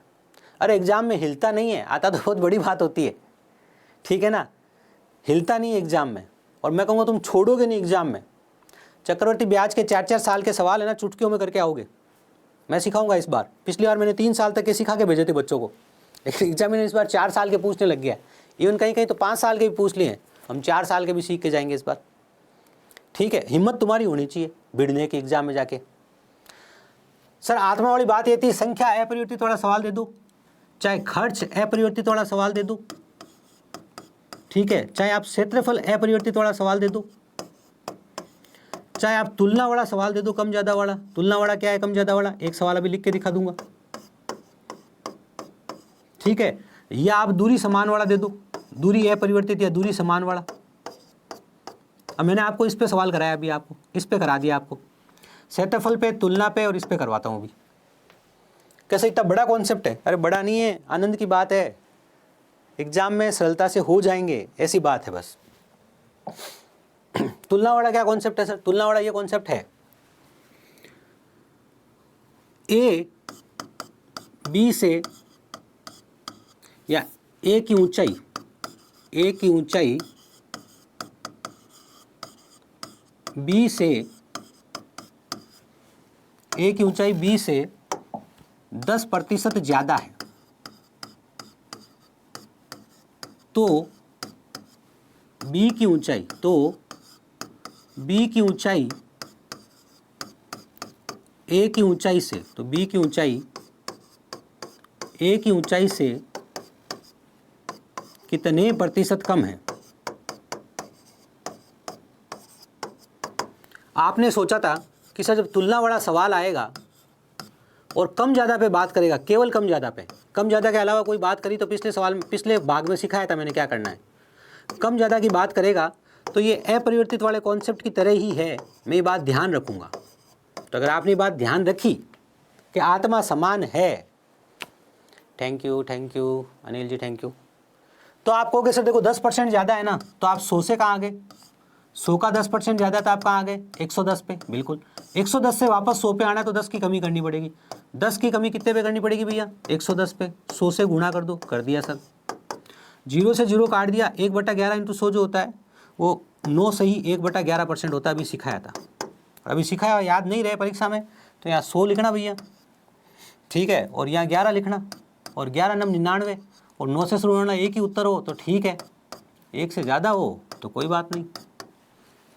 तो ये हो गया आपका तुलना वाला, ठीक है।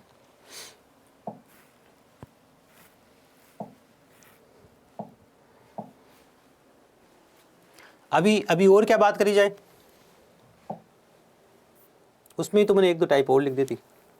दूरी वाला जो अभी आया था लास्ट टाइम एग्जाम में, मैं सब एग्जाम्स की बात करता हूँ, ध्यान रखना, यूँ नहीं कोई एक एग्जाम के बारे में बोलता हूँ। दूरी समान वाला ये आया था, सीख लो। क्या एक व्यक्ति अपनी चाल, एक व्यक्ति अपनी चाल 50% बढ़ा देता है,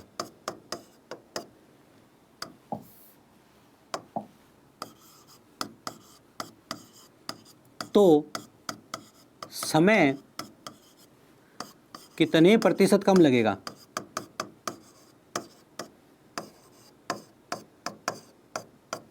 अब यहाँ एक बात लिखी होगी, निश्चित दूरी के लिए। क्या? निश्चित दूरी के लिए जाना घर ही है, निश्चित दूरी के लिए जाना तो यहाँ से घर ही है भैया, यहाँ से घर जाना है, आप अपनी स्पीड बढ़ा देते हो।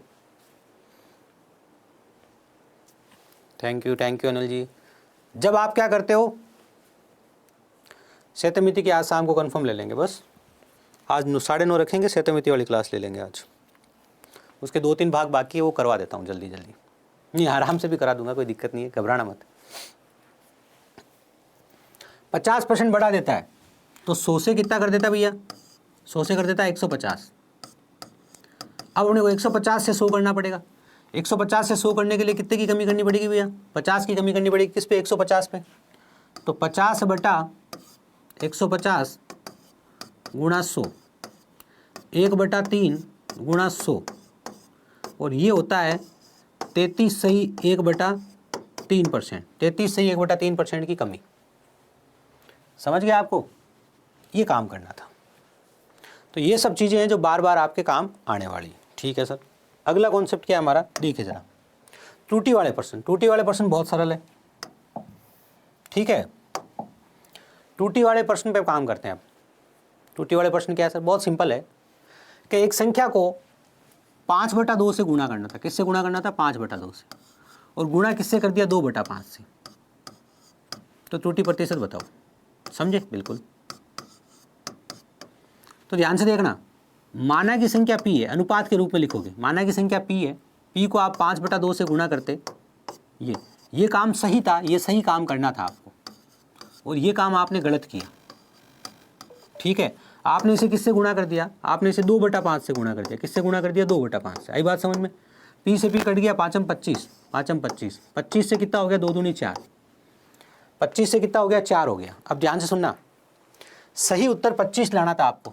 सही उत्तर कितना लाना था आपको? 25। ठीक है सर। जबकि आप उत्तर कितना लाए? आप गलत उत्तर लाए।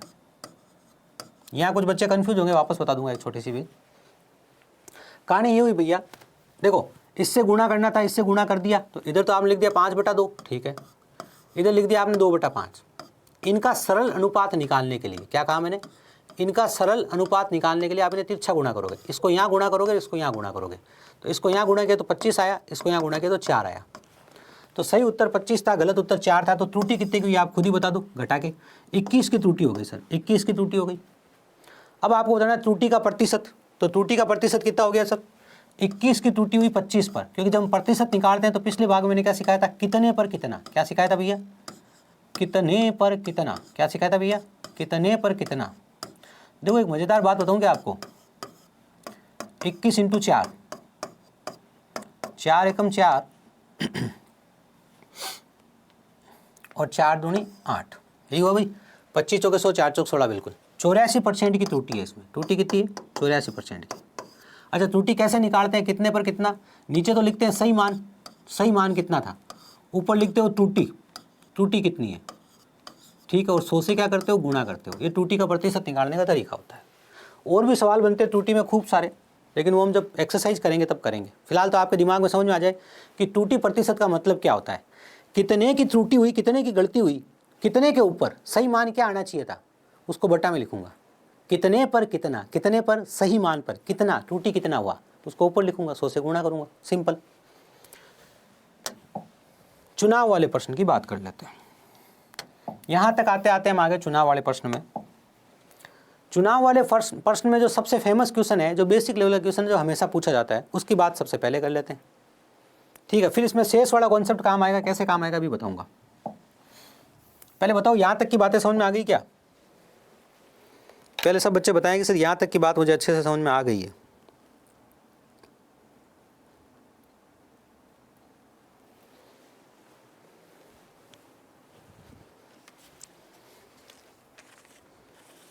देखो, पढ़ने की अगर इच्छा हो ना तो मत आना, कोई फायदा नहीं है क्लास में। भिड़ने की इच्छा हो ना कि इस बार सर भिड़ेंगे, मतलब क्या है, एक महीने जो बेसिक सिखाया जाता है ना, उसमें इतनी मेहनत कर लो, इतनी मेहनत कर लो कि आगे सब चीज़ें सरल लगेगी। अभी आलस कर लिया तो आगे सब चीज़ें हार्ड लगेगी, सीधी सी बात है। सबसे सिंपल इसमें जो प्रश्न होता है वो ये होता है कि 2 उम्मीदवारों ने चुनाव लड़ा। ठीक है, जीतने वाले को 60% वोट मिले, जीतने वाले को 60% वोट मिले, और वह 4000 वोटों से जीत गया, 4000 वोटों से जीत गया।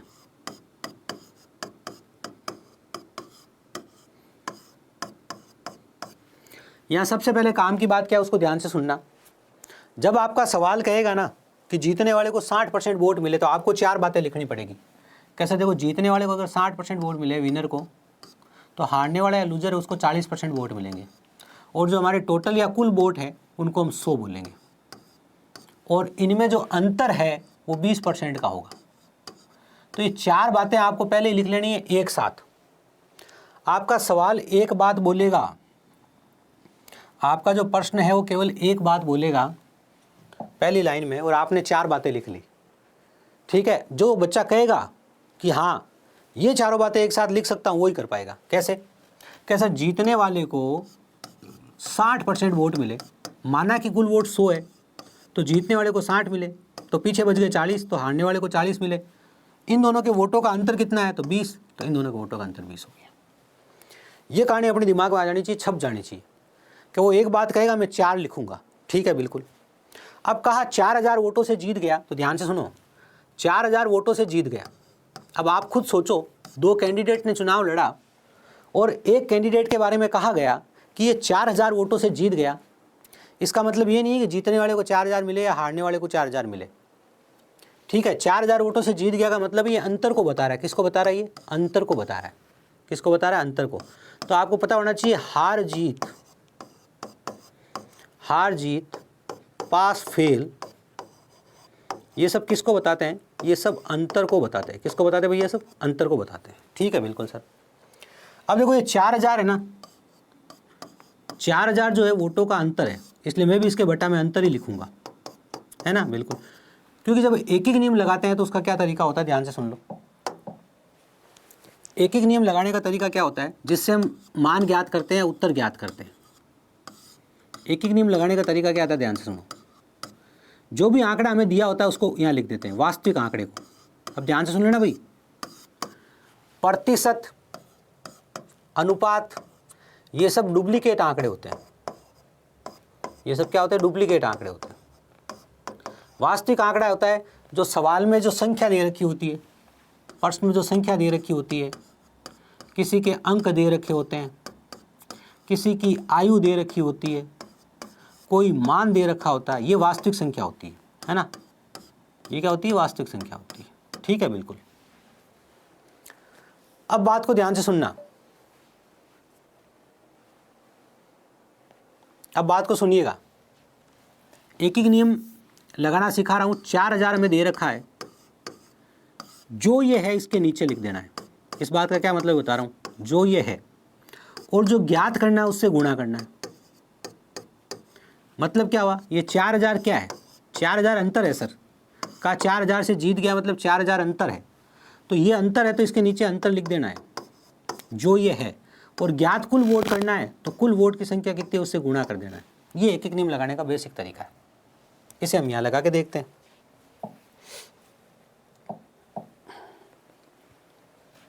कुल वोट याद करना तो कुल से गुणा कर दो। ये लीजिए, ये जो 4000 है किसके बराबर है सर?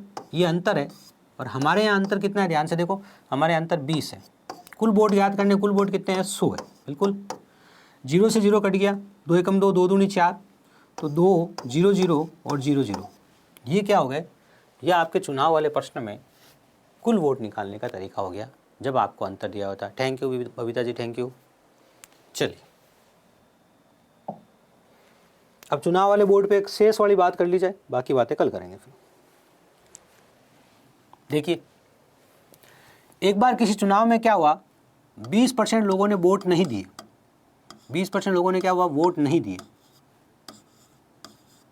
ठीक है सर, ऐसा लिखा आएगा। शेष का, शेष याद रखना, शेष सिखा चुका हूं। शेष का 75% जीतने वाले को मिला।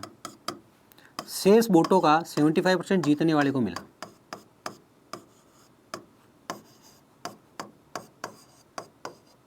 ठीक है,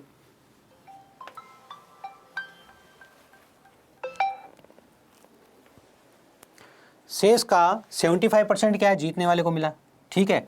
और वह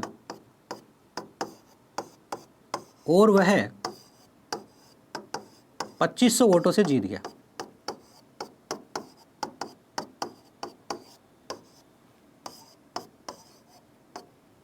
तो कुल वोट बताओ, कुल वोट बताओ, ठीक है। ये कहानी है। अब इस कहानी को हम पूरा करते हैं, ध्यान से सुनिए। माना कि टोटल वोटर 100 थे। सर ये है क्या? कहानी क्या है? देखो कहानी ये है, 20% ने वोट नहीं दिए, शेष का 75% जीतने वाले को बोला और 2500 वोटों से वो जीत गया। अब 2500 वोटों से जीता है तो 2500 वोट बता तो अंतर को ही रहे। 2500 वोट बता किसको रहे हैं? अंतर को ही बता रहे हैं। लेकिन अंतर की कहानी यहाँ ध्यान से समझनी पड़ेगी। क्योंकि आपको कुल वोट निकालने हैं। अब यहाँ आप क्या करोगे, अब यहाँ 100 वाली कहानी बनाओगे आप। इसको देखो, इस सवाल को करने के 2 तरीके होते हैं। अब दोनों बताओगे क्या नहीं? अभी दोनों नहीं बताऊंगा, अभी एक बताऊंगा। जब थोड़े समझदार हो जाओगे तो दूसरा भी बताऊंगा, सुनना ध्यान से। एक तरीका तो इसमें होता है 100 वाली स्टोरी से, ठीक है ना, एक 100 वाली स्टोरी होती है उससे, जो हम अभी सीखेंगे, अभी इस पे काम करेंगे। और एक होता है फ्रैक्शन पे। फ्रैक्शन अगर लगाना आ गया, फ्रैक्शन में सवाल की भाषा को पढ़ना आ गया तो प्रश्न बहुत सरल हो जाएगा, गणना सरल हो जाएगी, कैलकुलेशन सरल हो जाएगी। और जब तक पूरा सीख नहीं लेते, क्योंकि अभी तो आप सिर्फ अभी आपने पहले और दूसरे दिन के 2 कॉन्सेप्ट सीखना शुरू किए सिर्फ, ठीक है ना, उस कंडीशन में आप क्या करोगे, उस कंडीशन में आप 100 वाली स्टोरी से काम में लोगे। तो 100 वाली स्टोरी बनाते हैं। माना कि वहाँ कुल वोटर 100 है, ठीक है सर, कुल वोटर 100 है, इसमें से 20% तो देने ही नहीं गए, ठीक है सर। 100 का 20% 20 होता है, तो 20 देने नहीं गए, पीछे वोट कितने बच गए, 80 वोट बच गए। अब ये क्या, ये शेष लोग हैं जिन्होंने वोट दिए, जिन्होंने वोट दिए वो लोग ये है, ध्यान से सुनना, ये 80 कौन है 100 में से, जिन्होंने वोट दिए वो ये 80, समझ गए सर, बिल्कुल समझ गए।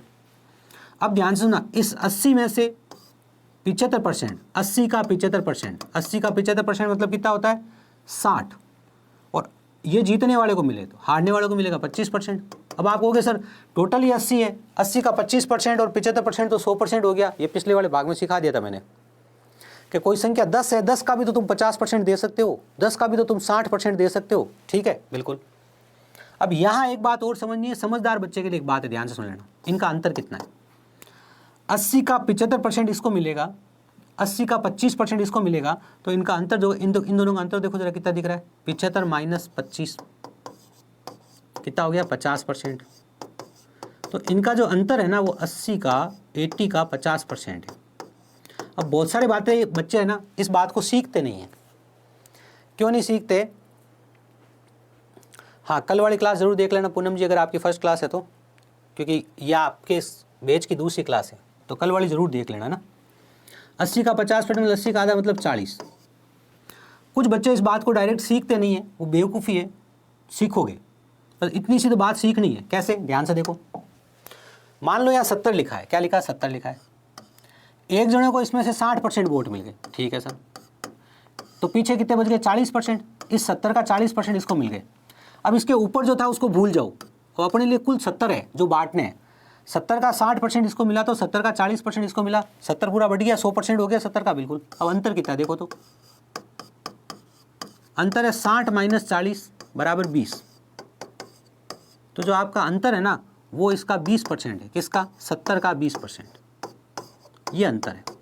ये किसके बराबर है? 7 दूनी 14 के बराबर है, समझे? अब आपको आना, इनको निकालना भी चाहिए, इनको निकालना भी आना चाहिए, लेकिन सवाल के अनुसार काम करना होता है। अब देखो अंतर कितना है, 40 का है। अब कोई कहे सर मैं इसको निकालता तो 60 आ जाता ये, और ये 20 आ जाता, तो आप 60 और 20 का अंतर देख लेते, तो 60 और 20 का अंतर कितना होता? ये लो, ये लो, ये लो, 60 और 20 का अंतर कितना होता है? 40। तो सर ये भी तो सरल है, फिर इसमें क्या जोर आया? अरे हमेशा गणना इतनी सरल नहीं आएगी, ठीक है, बता दिया ना मैंने आपको, बता दी ना बात सिंपल सी। कौन सा? ये वाला समय लगेगा, पहले ये तो सीखे बच्चे। अंतर 40 है, अंतर तो 2500 के बराबर है। देखो ये 2500 किसके बराबर है? ये अंतर के बराबर है, ध्यान से सुन लो। तो इसके नीचे अंतर लिखेंगे और जो ज्ञात करना है उससे गुणा करेंगे। अगर आपको कुल वोट ज्ञात करना है तो आप 100 से गुणा करोगे। अगर पूछ ले कितने लोग वोट देने गए तो आप 80 से गुणा करोगे। अगर आपसे पूछ ले जीतने वाले को कितने वोट मिले, 60 से गुणा करोगे। अगर आपको पूछ ले हारने वाले कितने वोट मिले तो आप 20 से गुणा करोगे। आप इन चारों बातों के लिए तैयार रहो। ऐसे नहीं कि हाँ 2500/40 लिखूंगा और हमेशा ही 100 लिखूंगा, हमेशा 100 लिखूंगा। नहीं भैया, यहाँ तैयार रहो 4 आंकड़े लिखने के लिए। अगर यहाँ कुल वोट पूछे तो 100 से गुणा करेंगे, कितने लोग वोट देने गए तो 80 से गुणा करेंगे, जीतने वाले को कितने मिले हैं तो 60 से गुणा करेंगे, हारने वाले को कितने मिले हैं तो 20 से गुणा करेंगे। इन चारों सवालों के लिए तैयार रहना, क्योंकि वो आपसे केवल हाँ क्या जानना चाहते हैं वो बता दीजिए। सर बता दीजिए, लिखने से कैसे पता चलेगा क्या बताना है? कमेंट तो आगे स्क्रॉल हो जाते हैं ऊपर, है ना। हाँ भाई, 0 से 0 कट गया, 4 से 25 और कट गया, 250 गुणा 25 25 गुणा 25 आपको याद हो तो 625 होता है और पीछे लग गया 0। ये लीजिए, ये आपके सवाल का उत्तर आ गया। ठीक है, ये आपने शेष वाले सवालों पे काम किया है। शेष वाला कॉन्सेप्ट लगाया चुनाव वाले प्रश्न में। कितने लोग परसेंट लोग, आगे जाके ऐसे सवाल भी आएंगे जब हम एक्सरसाइज करेंगे कि साहब 20% लोग तो है ना देने नहीं गए, जो देने गए उसमें से 10% के खारिज हो गए। अब जो पीछे वैलिड वोट बचे हैं, जो वैध वोट बचे हैं, उसमें से जीतने वाले को इतने परसेंट मिले हैं और वो इतने वोटों से जीत गया है। या फिर हमेशा ज़रूरी नहीं है कि ऐसा बोले इतने वोटों से जीत गया है, हमेशा अंतर दे, ऐसा ज़रूरी नहीं है चुनाव वाले प्रश्न में हमेशा अंतर देवे। और चुनाव वाले प्रश्न को कैसे कैसे घुमाया जा सकता है वो हम एक्सरसाइज के अंदर पढ़ेंगे। समझ रहे हो ये चीज़ है। तो पहले बात कर ली जाए, आज हमने क्या क्या पढ़ा है ना। एक मिनट, ये हमने कल की क्लास में पढ़ा था, जो हमारी पहली क्लास थी इस बैच की। एक बात और बता दूं आपको, जो बच्चे एकदम क्या सर मैं तो जिंदगी में कभी मैथ्स नहीं पढ़ के आया, तो ये किसके लिए है? कौन सा एग्जाम का नाम बताइए। पहली बात, एक बात और बता दूं, सब कट ऑफ जो हम बताते हैं ना, जितने भी टीचर्स, मैं नहीं जितने भी बताते दुनिया भर के टीचर्स, वो सिर्फ तुक्के ही होते हैं, एस्टिमेटेड होते हैं। तो आप अगर किसी एक एग्ज़ाम के रिजल्ट का वेट करके एक एग्ज़ाम की तैयारी करना छोड़ तो सकते नहीं। बैच में हो, बैच लिया हुआ, कंटिन्यू तैयारी करो, ठीक है, काम ही आएगी। और रिजल्ट का वेट करो, फिजिकल तैयारी करते रहो साथ साथ में। इतना ही कहूँगा, इससे ज़्यादा कुछ नहीं कहूँगा। मैं कभी नहीं बात करता रिजल्ट पे, कट ऑफ पे, इन पे उन पे, आपने देखा होगा हमेशा, ठीक है। इसके लिए फालतू दिमाग चाहिए, सही बात तो ये है, कोई फ़ायदा नहीं होता उन चीज़ों का। और हो सके जीवन में तो ऐसी मेहनत करके जाओ कि कट ऑफ, मैं आगे की फ्यूचर की बात कर रहा हूँ, कि कट ऑफ 85 थी, अरे कट ऑफ तो लास्ट सिलेक्शन था, मैं थोड़ा ऊपर रहूँ 5% तो कैसा मज़ा है, ऐसा सोचने का प्रयास करो, ठीक है। देखो अगर आपके 10वीं तक मार्क्स कम है ना, क्या सर मेरे तो 10वीं में 70 थे, आजकल तो कट ऑफ भी 90 जा रही है, 85 जा रही है, 80 जा रही है, मैं 10वीं में नहीं लाया तो कंपटीशन में कैसे लाऊंगा, सोचो। उसका एक ही तरीका है, आपको कठोर मेहनत करनी पड़ेगी, बेसिक को अच्छे से पकड़ना पड़ेगा। एक बात ये कह रहा था, अभी ऐसे बच्चे जिनकी बेसिक और ज़्यादा कमज़ोर है, जो जीरो ही नहीं आता मेरे को, तो बेसिक के जो 10 क्लास डाली हुई है ना आपके ऊपर बैच में, उनको थोड़ा अच्छे से समझ के, उनके नोट्स बना के साफ सुथरे, उनको अच्छे से समझने की कोशिश करना, ठीक है। चलिए, प्रतिशत ये कल किया था हमने, आज हमने क्या सीखा है उसके बारे में बात कर रहे थे हम। ये तो नहीं चल रहा है, ठीक है, मैं डायरेक्ट बता देता हूँ। प्रतिशत से भिन्न रूप कैसे ज्ञात करते हैं, बहुत सारे हमने फ्रैक्शन याद किए थे, ठीक है। अपरिवर्तित वाले सवाल किए थे हमने, बिल्कुल सर। अपरिवर्तित में मैंने आपको कम से कम 5 तरह के सवाल कराएं, उनको ध्यान रखना आप, सब इंपॉर्टेंट है, सब एग्जाम में पूछा गया, एक भी सवाल फर्जी नहीं है। त्रुटि वाले प्रश्न, त्रुटि के बारे में सीखना कि ये सही उत्तर था, ये गलत उत्तर था, त्रुटि कितनी हुई, त्रुटि किसके ऊपर निकाली जाती है, सही उत्तर के ऊपर निकाली जाती है। बाकी त्रुटि के सवाल आएंगे अब जब करेंगे तब, अभी तो हम सिर्फ कॉन्सेप्ट सीख रहे हैं। चुनाव वाले प्रश्नों के बेसिक कॉन्सेप्ट आज हमने सीखे, ये काम हमने आज किया है क्लास में, ठीक है। चलिए, तो ये था हमारा आज का सेशन। उम्मीद करते हैं सेशन आप लोगों के लिए उपयोगी रहेगा। CIE सब के लिए तो मेरे को जहाँ तक लगता है अच्छा स्कोर है, CIE सब तक के लिए जहाँ तक मुझे लगता है बहुत ही अच्छा स्कोर है, लेकिन देखो मैं नहीं कह सकता आपको कि होगा या नहीं होगा इतने में, ठीक है। चलिए, तो ये था आपका आज का सेशन। उम्मीद करते हैं सेशन आप लोगों के लिए उपयोगी रहेगा। मिलते हैं आपसे अगली क्लास में। जय हिंद।